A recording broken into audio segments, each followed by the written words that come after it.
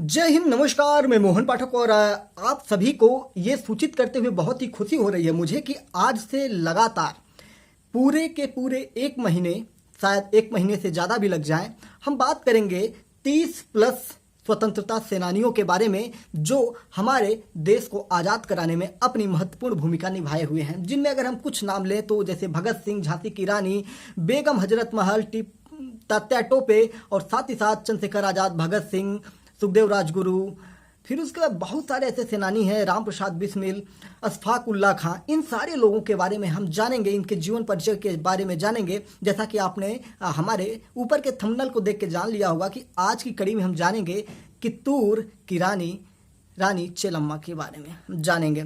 तो चेन्नम्मा ने किस प्रकार से हमारे देश को आज़ाद करने में योगदान दिया है, और आज़ादी की पहली वीरांगना झांसी की रानी को भी कहा जाता है। लेकिन कर्नाटक राज्य में अगर हम बात करेंगे तो रानी चेन्नम्मा को 1857 की क्रांति की पहली महिला स्वतंत्रता सेनानी माना जाता है। और हमारे उत्तर भारत में अगर हम बात करें तो झांसी की रानी को माना जाता है। चाहे इनको पहला माना जाए, चाहे उनको पहला माना जाए, मानना तो किसी को भी है, सब हमारे पूजनीय हैं जिन्होंने हमारे देश को आज़ाद कराने में महत्वपूर्ण भूमिका निभाई है। तो चलिए आइए जानते हैं रानी चेन्नम्मा के बारे में। और अगर आप चैनल पर नए हैं तो चैनल को सब्सक्राइब कर लीजिए। और लगातार एक महीने, पूरे अगस्त महीने में आपको मिलेंगे 30 से ज़्यादा स्वतंत्रता सेनानियों के जीवन परिचय और उनके भारत की स्वतंत्रता में योगदान के बारे में हम जानेंगे डिटेल में। तो आइए चेन्नम्मा के बारे में जानते हैं। तो रानी चेन्नम्मा का जन्म साथियों 23 अक्टूबर 1778 में काकतीय राजवंश में हुआ था। काकतीय राजवंश एक विशाल और समृद्ध राजवंश हुआ करता था। इनके पिता धुलप्पा देसाई और माता पद्मावती ऐसी सुंदर कन्या को पाकर बहुत ही ज़्यादा हर्ष थे और बहुत ही ज़्यादा खुशी में समाये हुए थे। चेन्नम्मा का अर्थ क्या होता है दोस्तों, अगर हम ये बताएं तो चेन्नम्मा का अर्थ होता है सुंदर कन्या, यानी कि रानी चेन्नम्मा बहुत ही सुंदर थी। तस्वीरों में आप देख सकते हैं कि वो अपने शौर्य और वीरता की गाथा किस प्रकार से अपनी तलवारों से अंग्रेजों की गर्दन काट के दिखा रही हैं। चेन्नम्मा की शिक्षा की बात करेंगे तो इनकी शिक्षा दीक्षा राजकुल के अनुरूप ही हुई थी। जिस प्रकार से राजा के बेटे के राजकुमार की होती है, उसी प्रकार से उनके माता पिता ने रानी चेन्नम्मा को एक राजकुमार की तरह घुड़सवारी, साथ ही साथ आखेट, युद्ध कलाएं और वीर पिता से उत्तराधिकार में उनको ये सारी चीज़ें प्राप्त हुई थी। शौर्य विद्या यानी कि उत्साह के साथ लड़ाई लड़ना, अपने दुश्मनों से किस प्रकार से लड़ना है, उन सारी चीज़ों के बारे में जानकारी रानी चेन्नम्मा को उनके पिता के द्वारा बता दी गई थी। तो ये सारी चीज़ें हमने आपको बताएं। आइए और आगे जानते हैं इनका विवाह कहाँ पे हुआ था। तो रानी चेन्नम्मा का विवाह कित्तूर के राजा मल्लसर्ज से हुआ था। किससे हुआ था? मल्लसर्ज से इनका विवाह हुआ था। और कित्तूर कर्नाटक यानी मैसूर राज्य के उत्तरी बेलगांव जिले में है। तो ये रहा इनका परिचय कि ये कहाँ पर इनका विवाह हुआ था। वहाँ पर 72 दुर्गों और 358 गांवों से संयुक्त कित्तूर का सुंदर राज्य था। उन दिनों कित्तूर का यह राज्य व्यापार का प्रसिद्ध केंद्र हुआ था। यानी कि व्यापार, यानी कि वहाँ पे बाजार लगाए जाते थे, आयात और निर्यात का काम वहाँ से किया जाता था। इस बाजार में जवाहरात के बाजार लगते थे, जिनमें हीरे, चांदी, सोने, इन सारी चीज़ों के बाजार लगते थे। और आपको पता है कर्नाटक राज्य है तो वहाँ पे कितने खनिज पदार्थ निकलते हैं। सुख समृद्धि से भरपूर कित्तूर उन दिनों शांति की सांस ले रहा था। और राजा प्रजावत्सल और न्यायपरायण था। और राजा आज्ञाकारी तथा स्वामी भक्त भी थे। यानी कि राजा की जो जनता थी उनके प्रति वफादार भी थी। राजा धीर गंभीर, साहसी, स्वाभिमानी और कला प्रेमी राजा थे। उनकी महत्वाकांक्षा कित्तूर को अति संपन्न राज्य बनाने की थी। यानी कि वो अपने कित्तूर राज्य को एक सुख समृद्धि वाला और विकसित राज्य बनाना चाहते थे। और उसके लिए ये लगातार कार्य करते रहते थे। किंतु पूना के पटवर्धन ने चालाकी की और मक्कारी से उनको बंदी बना लिया। उनके साथ भी धोखा होता है। और जो पटवर्धन था उनको चालाकी से और मक्कारी से बंदी बना लेता है। और इसके बाद अंत में बंदी के रूप में ही उनकी मृत्यु हो जाती है। और ये रानी चेन्नम्मा के लिए बहुत ही बड़ी झटके वाली बात होती थी, क्योंकि किसी का पति चला जाए तो कितने दुख की बात हो जाती है। इस प्रकार से रानी चेन्नम्मा के कंधे पर भार आता है। और किस प्रकार से ये कार्य करती हैं, आइए उसके बारे में हम जान लेते हैं। जब उनकी मृत्यु हो जाती है तो बड़ी रानी थी रुद्रमा और छोटी रानी थी चिलम्मा। तो दो रानियां थी वहां पे। बड़ी रानी का नाम रुद्रमा था और छोटी रानी का नाम चेन्नम्मा था। चेन्नम्मा अत्यंत रूपवती और गुणवती थी। उनके एक पुत्र भी था, लेकिन उसकी मृत्यु हो जाती है। राजा मल्ल सर्जन की मृत्यु के बाद चेन्नम्मा ने रुद्रमा के पुत्र शिवलिंग रुद्र सर्ज को अपना वात्सल्य प्रदान किया और राजकाज में भरपूर पथ प्रदर्शन किया। उस समय तक भारत में अंग्रेजी राज्य की जड़ें दूर दूर तक फैल चुकी थीं। जहां जहां उनका राज्य पहुंचा था वहां वहां अंग्रेजों का पूरा आतंक था। दक्षिण में धारवाड़ ईस्ट इंडिया कंपनी का एक प्रमुख केंद्र था। वहां भी अंग्रेजों का खूब दबदबा था। कंपनी सरकार के अंग्रेज कर्मचारी भारत में हर जगह फैले हुए थे, यानी कि अंग्रेजों का अत्याचार वहां पर भी धीरे धीरे पहुंच चुका था। अंग्रेज भारत के सब जगह अपना विस्तार कर रहे थे और धारवाड़ के समीपवर्ती क्षेत्र में कित्तूर के छोटे राज्य का स्वतंत्र रहना उन्हें बिल्कुल भी पसंद नहीं आता था कि हम पूरे देश में कब्जा कर रहे हैं, तो ये कित्तूर राज्य कैसे छूटा पड़ा है। तो उसके लिए ये भी प्रयास करते हैं कौन, अंग्रेज। इनकी निगाहें इस पर डटी हुई थी। कित्तूर के राजकोष और राज्य की अतुल धन राशि पर लगी हुई थी। उस समय कित्तूर का शासक राजा मल्लसर्ज की बड़ी रानी के पुत्र राजा शिवलिंग रुद्र सर्ज ही था। वह अंग्रेजों का मित्र भी था और उसने समय समय पर अंग्रेजों की सहायता की थी, लेकिन छल बल से अपने राज्य का विस्तार करने की इच्छा रखने वाले अंग्रेजों ने उसकी मित्रता शीघ्र ही भुला दी और 11 सितंबर 1828 को उसकी मृत्यु होने पर उन्होंने कित्तूर राज्य को हड़पने का प्लान बनाया। और एक बड़ा अवसर समझने के बाद उनको एक बहुत अच्छा बहाना मिल गया, क्योंकि राजा निसंतान मरा था। वैसे मृत्यु से पूर्व राजा ने अपने एक संबंधी गुरुलिंग मल्ल सर्ज को गोद ले लिया था और वसीयत की थी कि राज्य का भार राजमाता चेन्नम्मा संभालेंगी। तो यहीं से महारानी बनने का सौभाग्य उनको प्राप्त होता है। लेकिन आपको पता होगा कि अंग्रेजों ने देसी रियासतों के लिए ऐसे कुछ कानून बना दिए थे जिसमें आप गोद लेकर किसी को राजा नहीं बना सकते हैं। तो गोद लिए हुए पुत्र को अधिकार वो देना चाहते थे, लेकिन अंग्रेज जो थे गोद लिए हुए पुत्र को वह उत्तराधिकारी नहीं मानते थे। इसका एक कानून बाकायदे उन्होंने पारित किया था, गोद निषेध कानून ऐसे करके आया था। ठीक है, तो शिवलिंग रुद्र सर्ज की मृत्यु होते ही धारवाड़ के कलेक्टर और राजनीति एजेंट, यानी कि जो अंग्रेजों के एजेंट थे, थैकरे ने गोद लिए हुए पुत्र गुरुलिंग मल्ल सर्ज को कित्तूर राज्य का उत्तराधिकारी मानने से इनकार कर दिया और कित्तूर को अंग्रेजी राज्य में मिलाने की भरसक कोशिश की। यानी कि पूरा का पूरा अब वो अंग्रेजों के यानी कि ईस्ट इंडिया कंपनी में मिलाने का काम शुरू कर देते हैं। थैकरे ने रानी चेन्नम्मा को भांति भांति प्रकार से संदेशवाहक भेजे और बहुत सारे प्रलोभन दिए, मगर रानी अपनी स्वाधीनता का सौदा करने पर राजी नहीं होती हैं और अंग्रेजों के आगे झुकने से मना कर देती हैं और कहती हैं चेन्नम्मा झुकेगा नहीं साला। खैर आगे चलते हैं, थोड़ा सा हंसी मजाक हो जाना चाहिए। तो रानी चेन्नम्मा इनके सामने राजी नहीं हुई, किंतु शीघ्र ही थैकरे को अपना इरादा पूरा करने के लिए कित्तूर राज्य के यल्लप शेट्टी और वेंकट राव नामक दो देशद्रोही मिल ही गए और थैकरे ने उन्हें कित्तूर का आधा आधा राज्य सौंप देने का लालच दिया। अंग्रेजों का यही काम होता था कि जब कोई राजा उनके सामने झुकता नहीं था तो वहां से किसी को फूट डालते थे और उसको लालच देते थे, लेकिन जब उस राज्य पर अंग्रेज कब्जा करते थे तो वो उनको भी मार देते थे जो उस राज्य की गद्दारी करके अंग्रेजों का साथ देता था। आप चाहे बंगाल विभाजन से पहले सिराजुद्दौला के मामले में देखेंगे या किसी भी मामले में देखेंगे, हर बार ही होता है। टीपू सुल्तान को भी इसी तरह से मारा गया था, तात्या टोपे को इसी तरह से मारा गया था, लेकिन कभी किसी देशद्रोही को इन्होंने राज्य सौंपा नहीं है। उनको पता था कि जब ये अपने देश के साथ गद्दारी कर सकता है तो अंग्रेज कौन सी खेत की मूली होते हैं।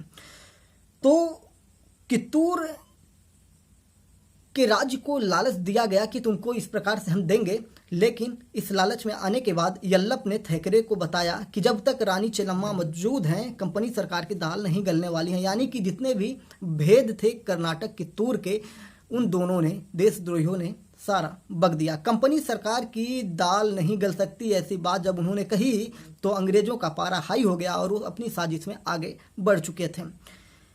उधर रानी चेन्नम्मा अंग्रेजों के दाव पेच और कूटनीति का सामना करने के उपाय सोचने लगी। उसे निराशा का कोई कारण दिखाई नहीं देता था, क्योंकि यदि कित्तूर में यल्लप शेट्टी और वेंकटराव जैसे देशद्रोही निकल आए थे तो वहाँ गुरु सिद्धप्पा जैसे कुशल दीवान और बालनड्या रायनड्या गजवीर और चेन्नवासप्पा जैसे वीर योद्धा भी कित्तूर कर्नाटक में मौजूद थे। इसलिए रानी चेन्नम्मा निश्चिंत होकर अपने राज्य को चला रही थी और उनको पता था कि 2 लोग देशद्रोही हो गए हैं तो हमारा अभी तो पूरा राज्य, हमारी पूरी सेना पड़ी हुई है, हमें अंग्रेजों से डरने की जरूरत नहीं है। तो बिल्कुल भी निराश नहीं हुई और अपने राज्य को संचालित करते रहीं। कंपनी सरकार बार बार इसमें हस्तक्षेप करने की कोशिश कर रही थी और रानी चेन्नम्मा यही कह रही थी कि इसमें कंपनी का कोई अधिकार नहीं है जो हमारे यहाँ हस्तक्षेप कर रहा है। कित्तूर स्वतंत्र राज्य है और स्वतंत्र ही रहेगा। इसके लिए आवश्यक हुआ तो हम युद्ध भी करेंगे, वरना हमें शांति पसंद है। रानी चेन्नम्मा ऐसी धमकी नहीं, ऐसी चेतावनी देते हैं। किसको? अंग्रेजों को, ईस्ट इंडिया कंपनी को ये चेतावनी देती हैं। राज्य की जनता के नाम रानी चेन्नम्मा ने यह संदेश दिया कि कंपनी सरकार हमेशा कित्तूर लेना चाहती है, लेकिन जब तक तुम्हारी रानी की नसों में रक्त की एक भी बूंद है, कित्तूर किसी के सामने सिर झुकाएगा नहीं। पराधीन होने से मर जाना अच्छा है, इसलिए राज्य को दासता की जंजीरों से बचाने के लिए मैं अंग्रेजों से स्वतंत्रता संग्राम ठानूंगी। कित्तूर की जनता अंग्रेजों की चाल से भली भांति परिचित थी और तन मन धन से अपनी रानी चेन्नम्मा के साथ थी। 31 अक्टूबर 1828 तक शांति बनी रही, किंतु अवसर देखकर अंग्रेजों ने कित्तूर राज्य के क्षेत्र में अपने सिपाही बैठा दिए। थेकरे स्वयं बड़ी सेना लेकर कित्तूर जा पहुंचा, जो वहां का डीएम था।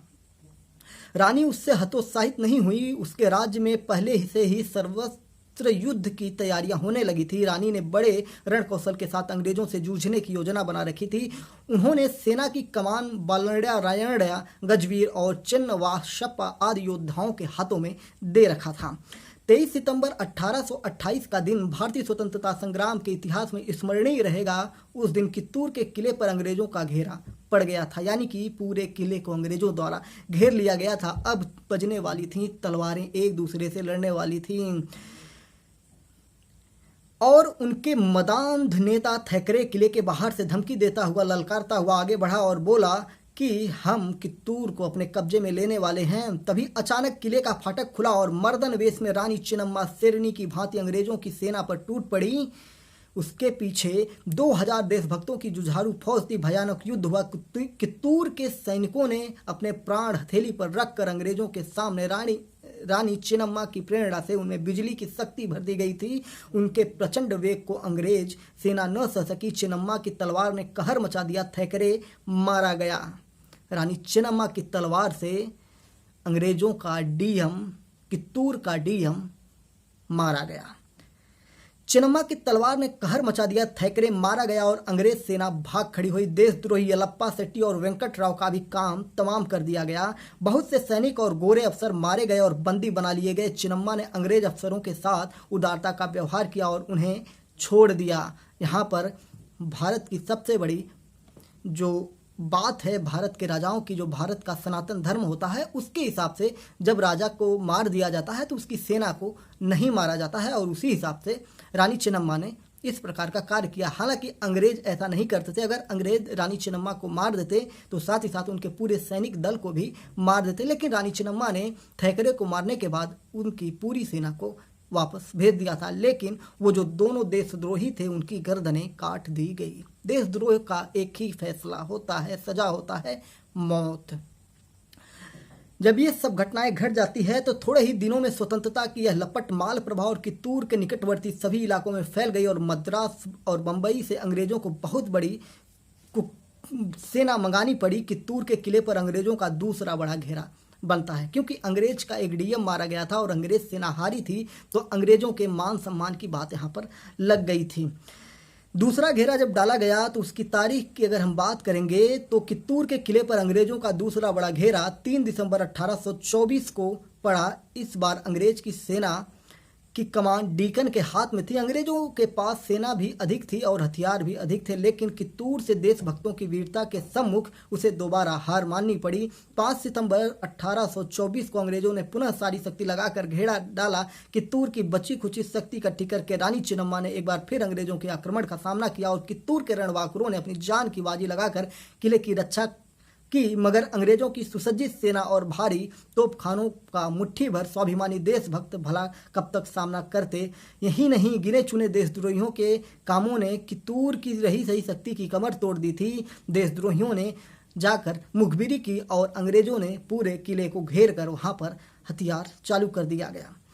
अंग्रेजों ने कित्तूर को लूट लिया और 3000 घोड़े, सैकड़ों हाथी, 2000 ऊंट, 36 लोहे और कांसे की तोपें, 5600 बंदूकें, 14 लाख नगद रुपया, हीरा मोती और स्वर्ण आभूषण उनके हाथ लगा रानी चिन्नम्मा को बेलहोंगल के दुर्ग कारागार में भी डाल दिया गया था।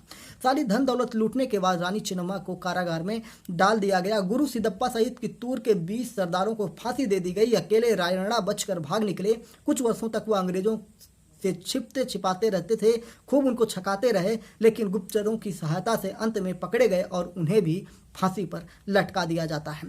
रानी चेन्नम्मा ने यह समाचार बेलहोंगल के बंदीगृह में सुना और 31 फरवरी 1829 को उनकी भी जीवन ज्योति सदा के लिए बुझ जाती है और इस प्रकार स्वतंत्रता संग्राम एक रक्त रंजित अध्याय समाप्त हो जाता है। और ये 1857 की स्वतंत्रता संग्राम से पहले की घटना थी और इसीलिए इनको स्वतंत्रता संग्राम की पहली नायिका माना जाता है। और 1857 की पहली नायिका महारानी लक्ष्मीबाई को माना जाता है, झांसी की रानी लक्ष्मीबाई को माना जाता है। लेकिन कित्तूर की रानी चेन्नम्मा ने मरना स्वीकार किया, लेकिन अंग्रेजों के सामने झुकना स्वीकार नहीं किया। तो उम्मीद है कि आपको ये सच्ची कहानी, जो हमारे देश की स्वाभिमानी, देश की सर्वश्रेष्ठ महारानी रानी चेन्नम्मा का त्याग और बलिदान हमारे रंगों में फिर से उसी जोश के संचार को बढ़ाएगा जो समय उस समय बीता हुआ था। जिस प्रकार से हमारे देश पर अंग्रेजों ने कब्जा किया था और ऐसी वीरांगनाओं ने और वीरों ने हमारे देश को बचाने का कार्य किया था और समय समय पर अपने योगदान देते रहे, ऐसे वीर स्वतंत्रता सेनानियों को हम बार बार प्रणाम करते हैं। और 2023 में लगातार पूरे 1 महीने में आपको स्वतंत्रता सेनानियों की कहानी सुनाऊंगा। चैनल पर नए हैं तो सब्सक्राइब कर लीजिए और जानिए अपने देश को किस प्रकार से किन किन लोगों ने हमारे देश को आज़ाद कराने में अपनी बलिदानी दी है। तो चैनल पर नए हैं तो सब्सक्राइब करना बिल्कुल भी ना भूलिएगा और अपने घर के बच्चों को भी ये कहानियाँ जरूर सुनाइएगा, क्योंकि उनको भी तो पता चले कि उनके देश को आज़ाद किसने करवाया था। तो आगे की कड़ी में हम बहुत सारे लोगों को लेके आएंगे, जिनमें जवाहरलाल नेहरू, महात्मा गांधी, सरदार वल्लभ भाई पटेल, भगत सिंह, चंद्रशेखर आज़ाद, सुभाष चंद्र बोस, महारानी लक्ष्मीबाई, बेगम हजरत महल, अशफाक उल्लाह खां, लाला लाजपत राय। बहुत सारे ऐसे लोग हैं जिनकी कहानियां मैं आपको पूरे महीने सुनाने वाला हूं। तो चैनल को सब्सक्राइब जरूर करिएगा, जिससे मेरा भी मनोबल बढ़ता रहे। जय हिंद, नमस्कार, भारत माता की जय। और कमेंट बॉक्स में भारत माता की जय लिखना ना भूलिए।